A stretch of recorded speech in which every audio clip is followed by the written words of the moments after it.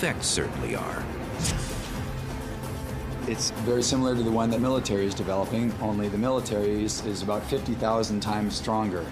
Right here we have a lens, and so as we go through the lens, the beam is focusing down in this plane here. If I put a target in that plane, you can see that we end up burning it because of the heat. And I can then take out a nice smoothly edged piece of cardboard from this cardstock. The laser weapons of future space wars would likely work in the same way.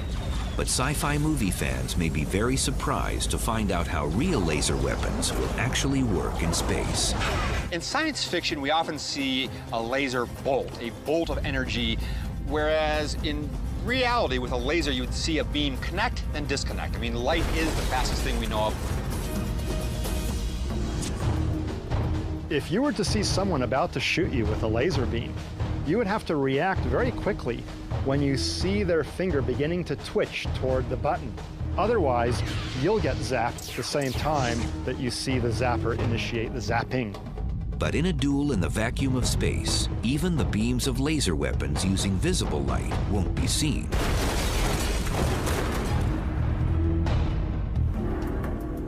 So the reason that we can see this beam here is that it's scattering off of the dust particles in the air. In space, there are no dust particles, it's a vacuum, so you wouldn't see the beam except for at its target and reflections off of its target. And since sound can't travel through a vacuum, none of those cool sci-fi laser sound effects will be part of a real laser battle in space. But even though laser weapons in space won't look and sound like they do in the movies, they'll still be fast and deadly on the battlefield. So what will a real space dogfight look like? You'll have to see it to believe it. No weapon has fascinated generations of science fiction fans more than high-energy lasers. And it's possible that as soon as the next few decades, lasers will be powerful enough to knock out satellites in near-Earth orbit in the blink of an eye. No weapon is faster than a laser's beam of light, traveling at 186,000 miles per second.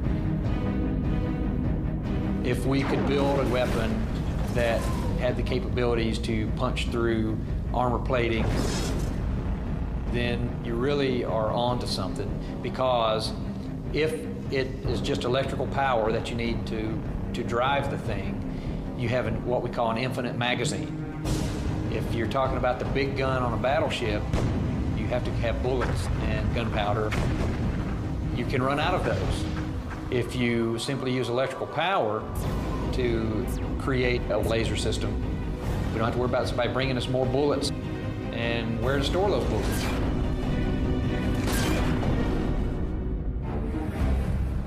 Laser weapons for use on Earth may begin showing up on battlefields any day. In 2008 and 2009, the United States Air Force conducted limited tests with a weapon known as the Airborne Laser System. It's a high-energy laser fired from the nose of a modified Boeing 747 that identifies and tracks targets so it can blast them with a precise beam of energy. It can put an awful lot of laser energy out. The airplane flies at high altitude, and it can shoot up and take out missiles, so it's a counter-missile system.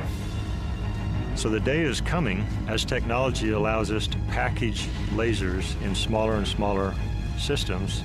We can put them on satellites and theoretically take out missiles coming up out of the atmosphere. And with their speed of light striking ability, lasers would be a great weapon for spaceship fighters.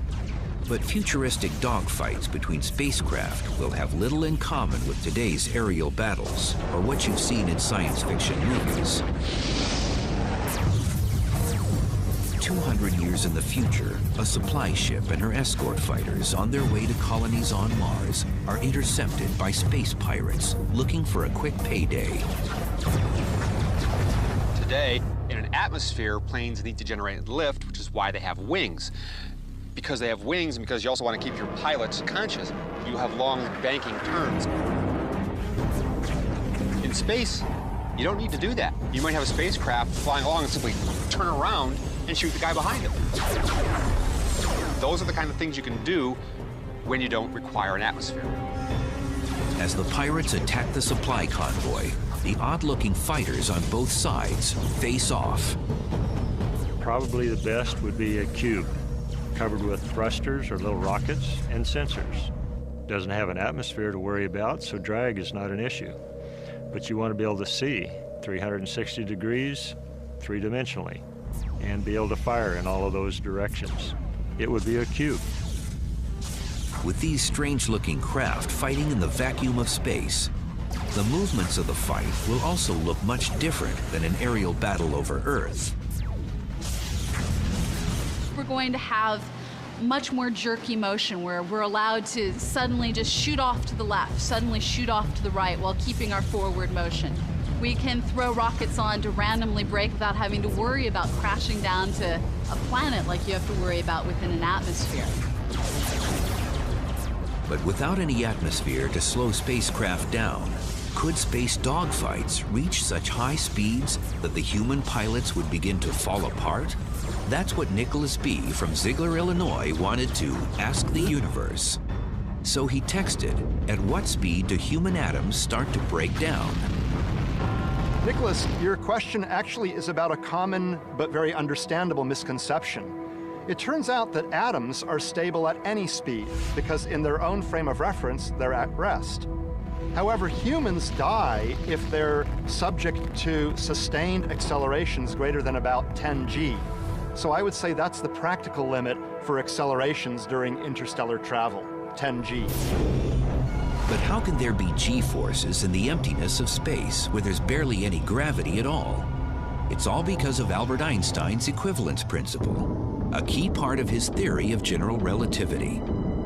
It states that gravity and acceleration are equivalent, like an elevator accelerating up, making a passenger feel like there's additional gravity pushing them into the floor.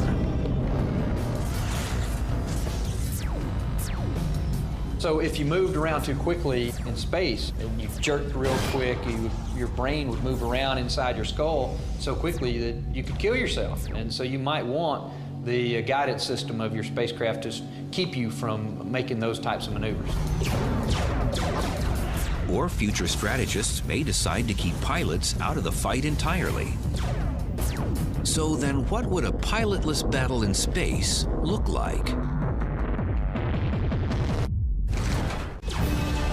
Because of the complexities and dangers of dogfighting in space, pilots may be left out of future space battles altogether. Imagine our pirate ship 200 years in the future trying to take over the supply ship while all of the people remained on the two main spacecraft. Assuming you had a large manned or piloted spacecraft that was engaged in combat operations with another vehicle the same size, you wouldn't launch fighters at it.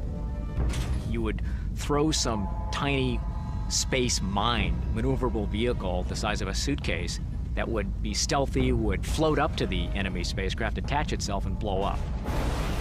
That would be the way you do it. But even though piloted space fighters may not be a dominant weapon in the future, lasers are still likely to play a role if war comes to space, although they will have some challenges to overcome. 30 years from now, a ground station on Earth is trying to destroy an enemy satellite with a laser. But before it reaches its target, the beam will have to deal with Earth's atmosphere. If you've ever stuck a straw into a glass of water and looked at it from the side, you might have noticed that the straw appears to bend as it goes through the surface. This is because light gets bent as it goes through one material and into another. Well, lasers passing through our atmosphere have to deal with the same sort of problem, refraction. So when we're trying to point lasers from the surface of the Earth out into space, we have to take into consideration how much the atmosphere bends light. a laser weapon already in space will be much more effective at taking out satellites or spacecraft. Up in space, there would be no atmosphere, and so there'd be no attenuation of the laser light as there is when it's going through the atmosphere. But until scientists come up with a strong, lightweight energy source for use in space, lasers won't be powerful enough to blast anything. And the same kind of energy limitations will likely keep laser weapons out of the hands of space soldiers. Until we create a fusion reactor in a cell phone-sized battery, we're not going to be carrying those things around anytime soon that do real damage. Like Captain Kirk's handheld phaser that he shoots and destroys and completely disintegrates somebody. That takes a lot of power. I'd like to know what power source those things have in them. So if lasers don't turn out to be the dominant space weapon of the future, then what might a battle on the surface of the moon look like 100 years from now? As colonies often do, they get into a dispute and have some kind of war. You would think it would be fairly short. The environment is so hostile to begin with, you're lucky to be alive. The attacking force approaching the rival colony will probably be fairly small due to the harsh conditions and the huge cost of bringing people and equipment into space. And for the same cost-saving reason, the colony will also be made from lightweight, thin materials. It costs way too much to send stainless steel or whatever would be heavy, armored plating. That's not what the first colonies are going to be, and they're going to be very fragile. So even a simple attack could be very effective. I think you would just find somebody trucking a bomb over to the wrong place and sneaking it in and setting it off. Or launching a small missile at somebody. It would be incredibly hard to stop. It would be incredibly easy to get everybody killed. But if the strike force isn't able to take out the colony right away, they might face a counterattack out on the surface of the moon. Here in the vacuum of space, even the smallest wound can be a death sentence. If a hole were punched in a spacesuit, it would leak. And by the way, what punched the hole in the spacesuit probably kept on punching through to the person inside it, right? So how do you help that person? How do you perform first aid on them? But the space wars of the distant future may move beyond the technology of man and machine altogether. After all, the destructive power of natural phenomena in the universe goes far beyond any weapon people have ever made. Looking hundreds of years into the future, a belligerent alien civilization is using Mars as a staging area for their coming invasion of Earth. One might imagine redirecting an asteroid or a rock flying through the solar system so that it hits Mars. We could imagine firing a rocket to an asteroid, deflecting it ever so slightly in its trajectory so that after a number of orbits, it would finally hit Mars. But is it inevitable that man will turn the final frontier into a battleground? Or could our advances in destructive technology be matched by advances in wisdom and self-preservation? Human beings always think that one day soon we're going to move beyond the need for conflict. We haven't done it here, and I don't think we're going to move beyond it in space. Most countries of the world have already signed what's commonly known as the 1967 Outer Space Treaty, preserving space, the moon, and other planets for peace.